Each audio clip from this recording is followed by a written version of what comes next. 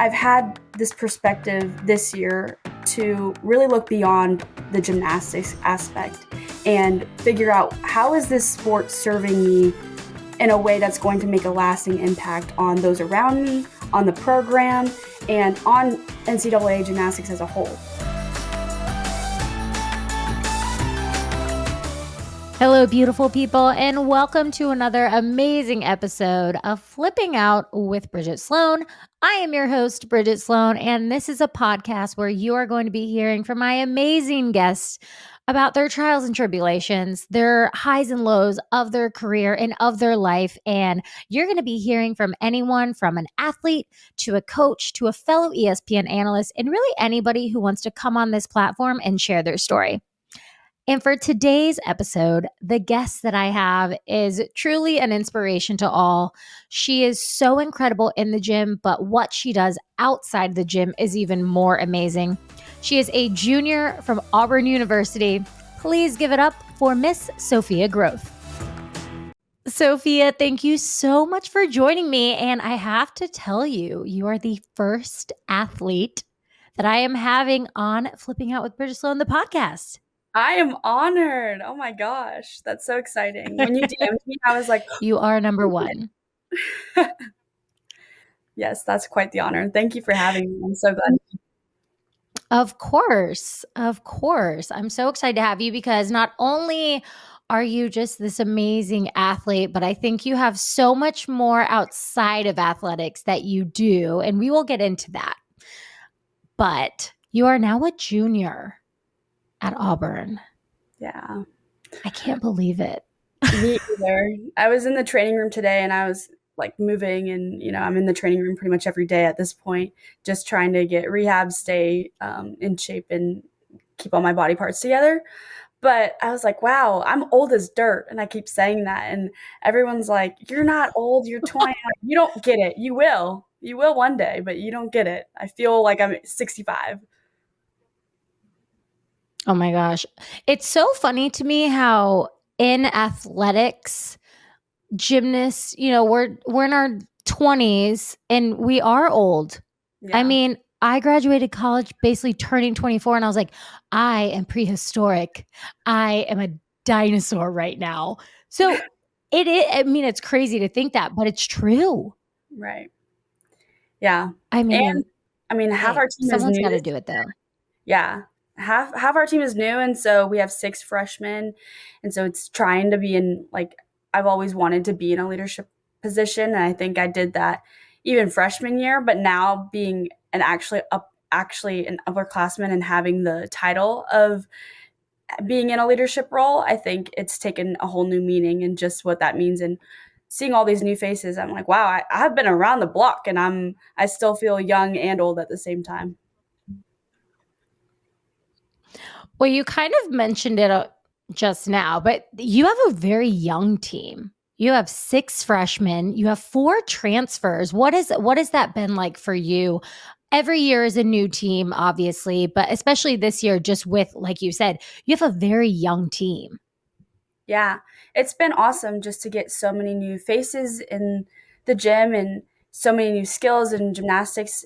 It's really cool to see the evolution of every year and just how we're able to take what we liked from one year and translate it into the next. And now having half of our team being new, whether they're coming from a different school or coming from high school as a freshman, it's been quite the adjustment to figure out each individual and meet everyone where they are, because 2 of our transfers, like Sydney Shoemaker, is coming from SUNY Brockport, which is a Division III program. That's quite the big change going from New York and a Division III program to Auburn. So it's been quite the adjustment for her, but also just such an exciting transition and being able to compare what she had or didn't have in the resources. And it's added a great perspective because we are so blessed to have so many resources. And I think a lot of those times we go through the motions and we don't recognize what we have, and we don't recognize all the support that we have that a lot of programs don't. And so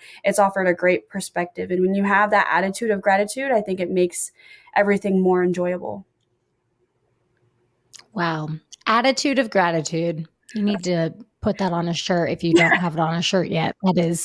That is a really good statement right there. But you just had your first home meet of the season. I was lucky enough to commentate the meet and you guys crushed it. I think I'm so excited for what the future holds with this team, especially this season. But talk to me about that first home meet feeling and what it was for you and just your team. Yes, I always love being in Neville, and I think nationally we're known to have a great atmosphere. We have the gymnasties, of course, and people love coming to Auburn just to experience the energy. Our fan base is unmatched. We have sellout crowds every home meet, and that's something that I've never got to experience not having, because my freshman year when we had that was the catalyst that year. So I never experienced a year without having that fan base, without having that crowd, in which I'm very lucky to have not experienced. But at the same time, like, our seniors and our fifth years have had that experience to where they are so much more grateful because they know what it's like to not have that energy and to have to provide that all on your own.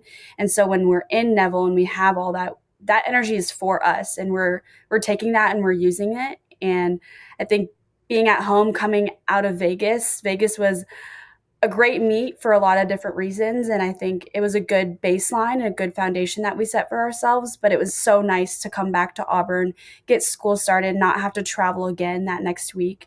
Because we also did compete on Saturday. So there wasn't a big, like, there was no rest day really for us. And we were in it, and then we were at home, and we really just soaked up all that energy. And I mean, our freshmen, they loved being at home and being in a more familiar space because, again, it's early in the season. So we're just trying to adjust and trying to get out some of our kinks and figure out those little details.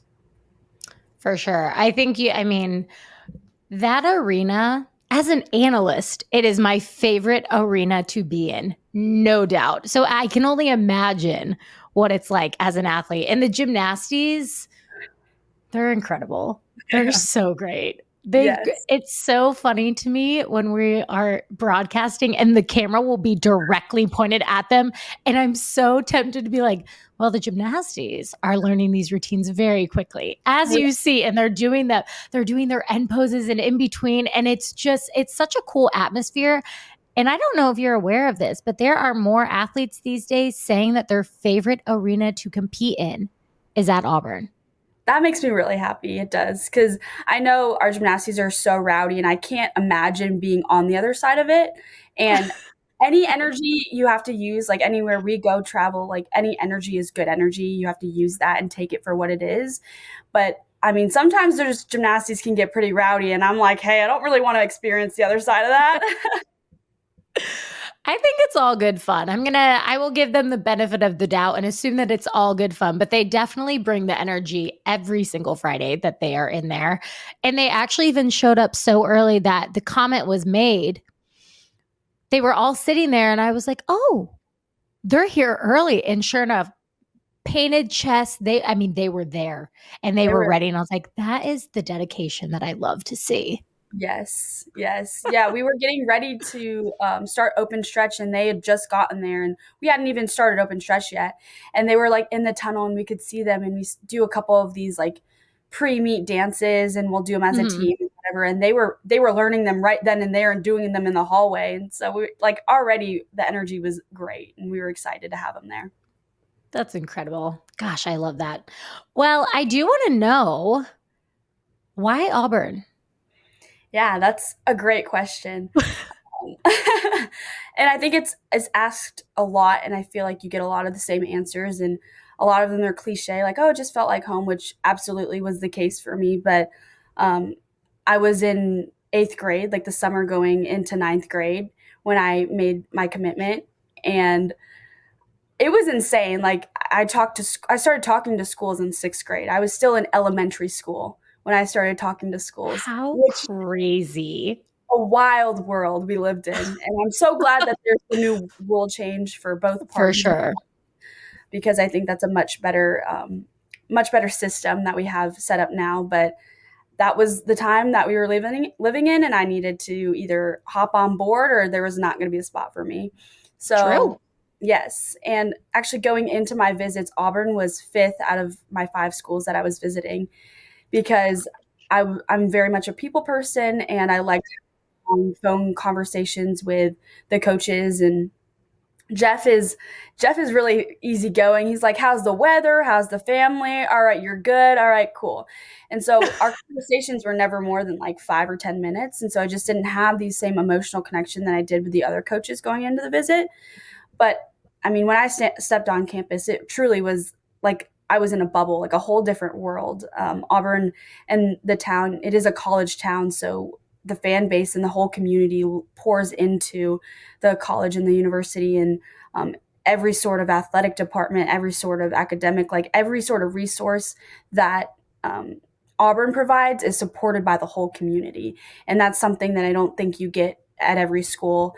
And SEC, I knew I wanted to be in the SEC because of the SEC funding, and just it is the best conference. And so being a part of excellence in academics and athletics was really important to me. And then at the end of the day, it truly was. It was a God thing for sure. And I remember it pretty vividly actually because I was really torn. It was came down to Oklahoma and Auburn, and I was like, "Mom, I really have no idea. Like, this is such a big decision." And she was like, "Yeah, well, I want to help you, but also at the same time, this is your decision to make. Like, I'm not going to influence you either way." And I was like, "Okay." Like in the moment, I was like, "Can you just tell me where to go? Because that would be a lot easier for me." But looking back, like I'm very thankful that she made me decide and made the decision like fully beyond me, because I think that was the best decision for me. But I was actually at the Dollar Tree, which I love the Dollar Tree because, hey, you can go on a shopping spree and then you get out of there, you get like 50 things for $50 and it's a great time. Love it. Love it. So she dropped me off and she was circling the parking lot because she doesn't like the Dollar Tree. So I was like, taking my time, going down every aisle. And then it kind of was just like such a wave of like, I'm going to Auburn. And it was no question about it. It was like an instantaneous moment. And it was so clear to me, which had taken 2 weeks up until that point of having no idea, just praying over it. Like, I just need to know where I'm meant to be. And I got out of the store and I went and I got in the car and my mom was like, "Are you okay?" And I was like, "Yeah, Mom, I know where I'm going to college." And she was like, "Where?" And I was like, "I'm going to Auburn." And she goes, "Oh, darn." And I said, "What?" And so then I was like freaking out. I was like, "What do you mean?" And she was like, "Well, I just, you would be closer if you went to Oklahoma and they're reigning national championships."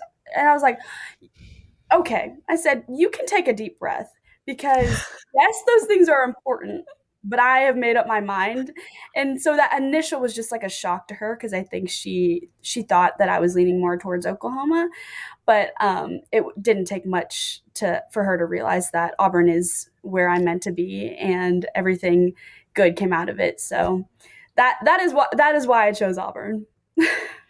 Well, there you have it, folks. If you need to make a difficult decision, go to the Dollar Tree, Right. walk around, have your parent do a couple laps in the parking lot, and it'll just come to you. I love that. I Yes. think more people should make decisions that way. And it is so true. Wouldn't it be easier if your parent could just say, "This is what you should do"? Right. Especially when I Like, was 13 years old. Like I really was trying to figure out, does it go freshman, junior, sophomore, senior? Like that was what my head was. That's where I was at. I didn't know what college was, what it entailed. I just was making a decision that was going to change my whole life at such a young age. So that was a lot of pressure, but I no think I put my hands kidding. in it because I never wavered. Auburn never wavered against me, and this is truly the best place I could have ended up. That's incredible. And that is so true. I mean, man, that is a tough decision at such a young age. And also, one thing to keep in mind, like I decided where I was going to college my junior year. Like I was old. I was like way older, like should have made this decision way earlier. And I think my parents had a very similar approach to your mom about just this is for you. And I had a very similar reaction when I said I'm going to Florida. It was like, "Oh, really?" And I was like, "Is that the wrong decision? Am Right. I making the wrong decision?" So it is true. I mean, go with your gut.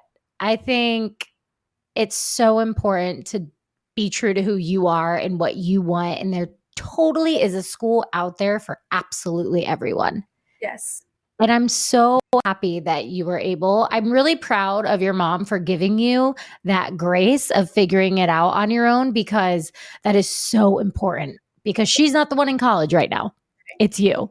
Yes. And kudos to your mom. I actually think I met your mom one time when we were at NCAA championships. Okay. Yeah, you probably have. She likes to Sh- pace around, like she never watches the meet, so she wanders. No, I'm pretty sure I met her at a Mexican restaurant. And Wait, it was your yes. Okay. freshman. Yes. Yes. I do remember her telling me about that. Absolutely. I Because will never forget that moment. were you with Sam? I can't remember. I was probably with like either Sam or I was with someone. I just remember I was outside and I was walking in and your mom like did a big gasp and I was like, "Oh my gosh, are you okay?" And she was like, "I am Sophia Groth's mom." And I was like, "Oh, are you?" And she's like, "Yes, I am." And I was like, "Your daughter is so great." And she's like, "You are so great." And I was like, "This is the best conversation ever." I'm like, "Great." I'm like, "I now love your mother. She's That's amazing." yeah, no, this is like a full circle moment for me because I went to the I got injured. I don't even remember. It was like 2016. I had like a full ankle Okay. reconstruction and I Oof. didn't know if I was going to compete that season. And I ended up coming back for the Texas Prime meet. And that was my first meet competing all around after my injury. And then you were one of the legends for that meet, and I was on your team. Oh my gosh. Yes. And You were on my team? I was on your team and I got a 10.1 on bars because they didn't count for like it was only execution. I was like, I don't even start from a 10 on bars. Like how and then they gave me like an extra 10th bonus for sticking the dismount. That was like a highlight of my career. And I was I like, mean, we won that meet. we We did. won. We won the Legends meet. That is a very I take pride in that. I'm like, Yeah, I'm want to know that's for Legends meets. that's right. Oh And my I got to gosh, be a that's part of so that, and that was so funny. special for me. So, yes, full circle. Oh, I love that. Gosh, these are moments where I wish I had better memory, because I always have little bits of memory. And then now that you're talking about it, I'm like, wait a second, the Legends meet. Oh my gosh. And it was with, I think it was Taryn Humphrey. There was was it Shannon Miller? Yeah. Yeah. I got really wordy with some of them about our team. I'm a very dedicated team leader. very, very dedicated to my team and making sure No, that we are on top. absolutely. And I No loved doubt. every bit of it. Amazing. Amazing. Well, going into your college career as a freshman, what was it like that first meet wearing that orange and blue? You are an Auburn athlete. Like what was that feeling like? It was honestly indescribable just because I had been committed for like 4 years at this point. So the anticipation was immeasurable. I was just ready to be out there, whether I was on the sidelines, not even in a leotard. Like I just wanted to be there. And I think that was the mentality I took throughout my whole freshman year was I'm just happy to be here. And it was a great perspective and a great mentality that served me well that year because it took all the pressure off. I was just competing out of such a place of joy, and I loved the sport and I loved being a part of a team and embracing all that college had to offer.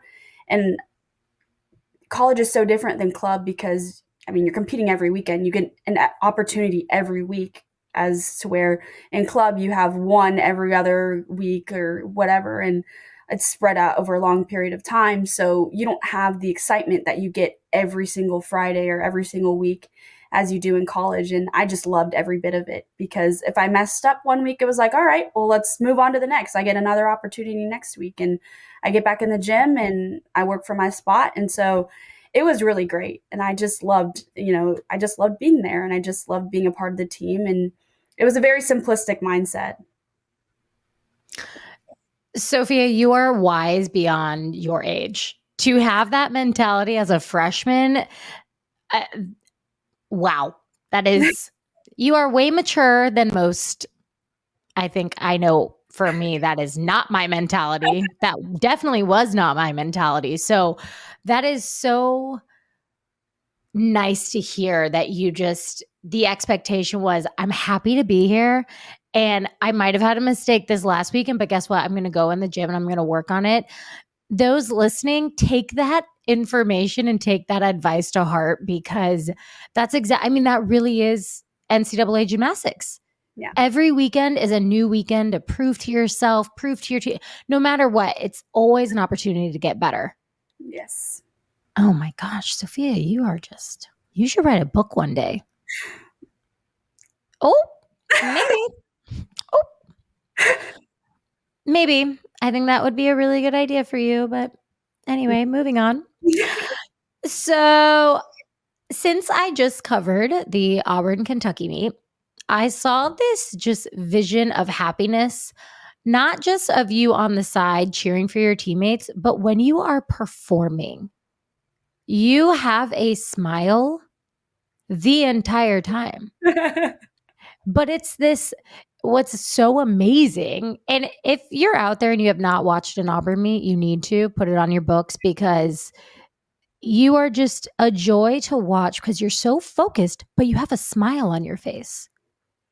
And part of me really wanted to say during the broadcast, like, how does she do that? How do you look so focused, so determined, but you were smiling before you even landed your beam dismount. And I distinctly remember vividly, I was like, she's got a smile. She's going to stick it. She's smiling. And you did stick it, which was great. But like, how, like, take me through just what you think about during your routines to keep that mentality of like focus, but smile. Like, you really just, you've got it all when you are competing. Thank you. I really appreciate that. What my focus looks like differs from most, where in terms of like what focus looks like for me is I have to be moving, I have to be dancing, I have to be enjoying what I'm doing, or else if it's not fun for me, then I don't want it, because that's the whole meaning of the sport. And I think it's so easy to get caught up in the media. It's so easy to get caught up in who am I competing against and what team do we need to beat this week and what score do we need to get in order to move up in the Mhm. rankings. And I've really taken to heart that none of that stuff truly matters. And I've had this perspective this year to really look beyond the gymnastics aspect and figure out how is this sport serving me in a way that's going to make a lasting impact on those around me, on the program, and on NCAA gymnastics as a whole, because it's so much bigger than just the gymnastics. And that's what I want to portray as I'm out there, is that I'm enjoying it, like fall, wobble, hop, step, stick, whatever it is. I'm enjoying just being out there. And again, I think that contributes towards my ability to succeed, is just that it's a different perspective that takes off the pressure and allows me just to compete from a place of pure joy, because it truly is an expression of how much I'm enjoying it and how much I just love being out there doing the sport that I love, regardless of all of the external factors and variables. Wow. Well, we now know, if you didn't know, your passion for gymnastics is huge. But I know that you have a lot of passions outside of the gym. And when we talked to Jeff, he spoke so highly of the volunteer work that you do, which, for those out there, that being a student athlete without volunteering is extremely difficult to manage. So the fact that you are able to add more to your plate and seem like you are doing it seamlessly is so impressive. But talk to me about just what those outside of the gym, uh, what that looks like for you. Yes. So coming into college, I mean, NIL just became a thing, and Mhm. I'm just trying to survive, like trying to figure out my life and time management and where I need to be when.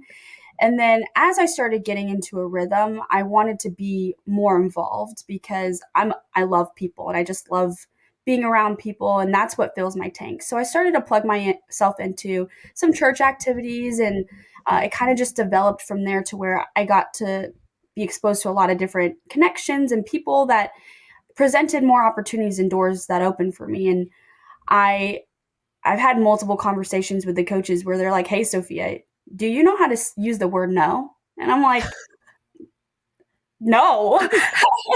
Like, I don't know how to exercise that word because I see every time there's an opportunity that seems interesting to me or that I can see there's some sort of level of investment that I'm going to get a return on my investment, I'll plug myself into that.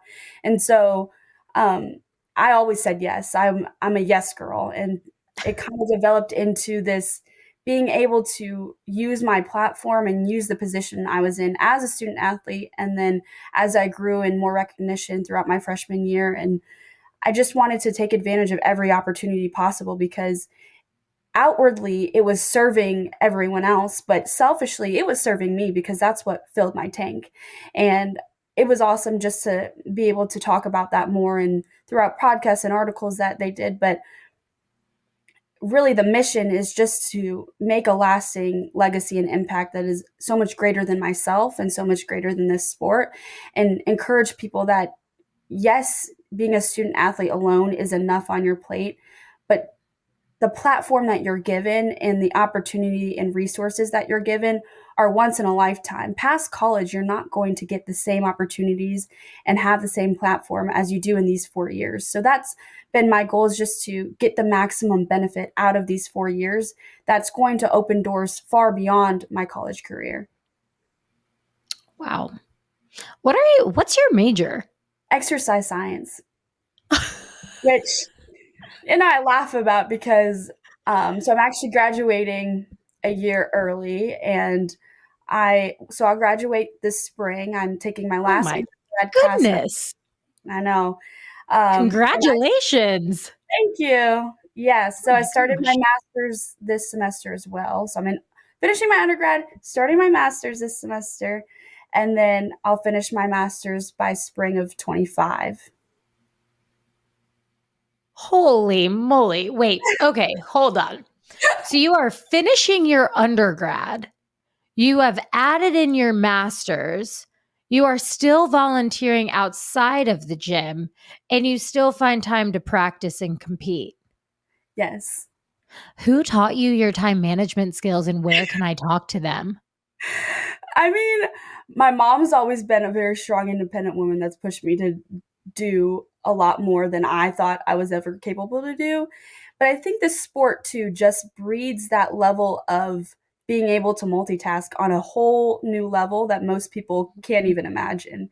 And so sometimes, I've had to learn the hard way that there can be too much of a good thing, and that it's okay to say no and to prioritize filling yourself up by being alone and just kind of giving yourself time. But I truly have just tried to immerse myself in the best way possible to get as much done as I can in these 4 years, because it means a lot to me and it means a lot to those around me. And I think it has gotten recognition, but recognition or not, it's filled me up because I know what I'm doing and I know what I'm capable of. And I know that I've pushed myself to recognize that I'm capable of much more than I ever anticipated or thought.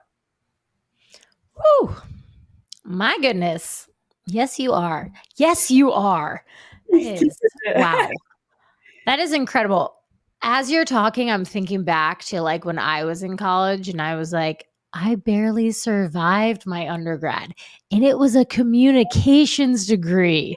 So I can't even imagine, I cannot imagine that. So that is just wow. I mean that is very very cool that not only you're doing it but the program has helped and supported you in that. That is very cool. That is just wow. Thank you. Thank you. Oh my goodness.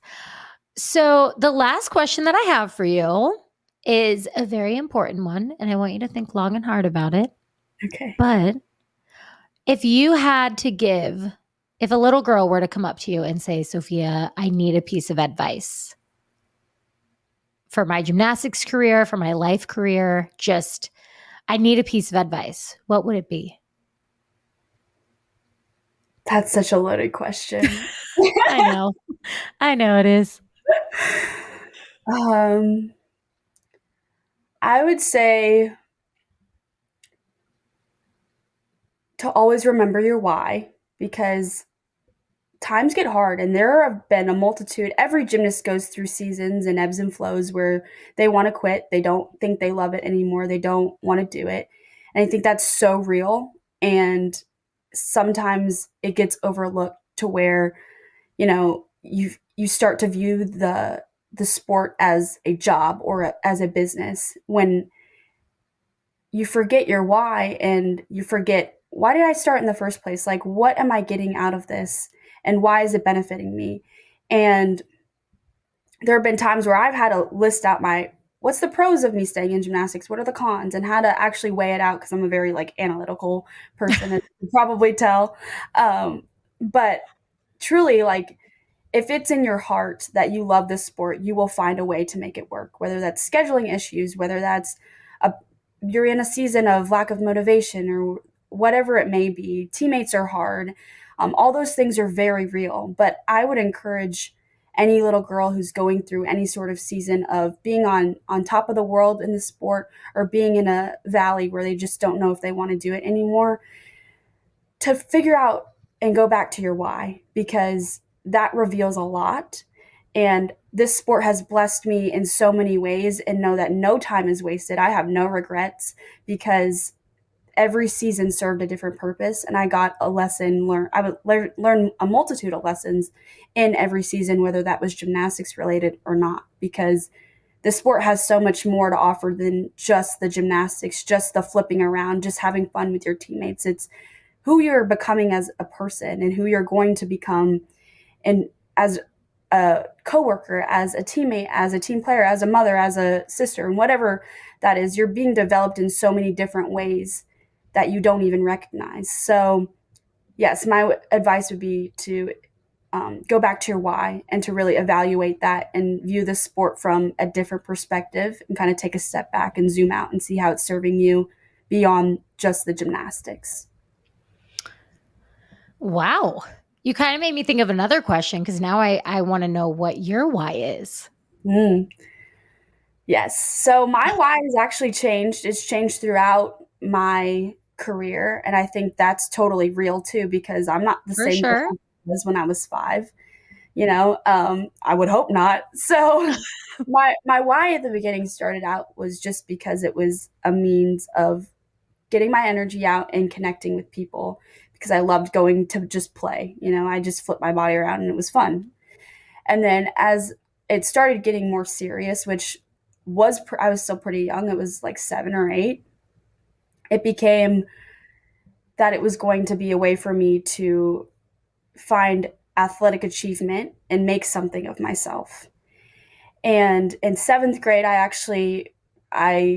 got saved, and I surrendered my life to Jesus, and it completely rocked my world and changed my why to using gymnastics as a vessel and as a means to glorify God in everything that I did. And my perspective changed, that God gives everyone gifts, and He gave me the gift of gymnastics to bring Him glory, and to connect with other people, and to capitalize on the opportunities that I have. And I cannot imagine a life without gymnastics, because it's been what I've done. It's been something I've done for 15 plus years. Like, that is a part of who I am, but that is not who I am as a person. And again, I think that goes back to taking the pressure off, because regardless of my accolades, like, I will look back 20 years from now and have to really search hard to figure out, what did I do at this meet? What did I score at this meet? Like, and nobody really does that, because you move on, right? There's so much more to life, and so much more life to live beyond your career. And my why has been centered around now my faith, and going back to my foundation of faith, and how that is serving me, and how God is giving me this opportunity to set me up for life beyond sport. And yeah, that's my why. But sorry, that was a long rant, but it's That was really amazing. evolved over the years. I love that you mentioned it has changed, because that is so true. I mean, your why, in my opinion, your why should constantly be changing, because you're constantly growing, you're constantly evolving. And your life is just, you're always changing in one way or another. So that makes complete sense. And that is, what an amazing answer that you just gave me. Thank you. This has been really enjoyable for me. I know, like our Kendra, our social media lady's like, we have a lot of opportunities. I don't want to fill your plate up, but I'm like, give them to me because I love getting to connect with more people and just talk, and whether that's about what, like, really just talk, because again, it fills my tank to connect and meet with people. So I'm like, give them to me. I want to talk, and I want to be out there and share my story, and and so I thank you again Absolutely. for giving me this opportunity. You never know what one conversation will lead to. That is the beauty of conversation. And I always encourage anybody and everybody network and just have a conversation, because you never know what door it will open.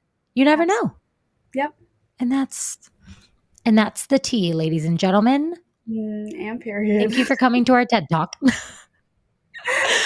Well, Sophia, it was an absolute joy talking to you. And I love just hearing more about your work outside of the gym. I get to cover you during season, so I get to learn more and more about your gymnastics, but you are just such a beautiful human inside and out, and just you're always giving back.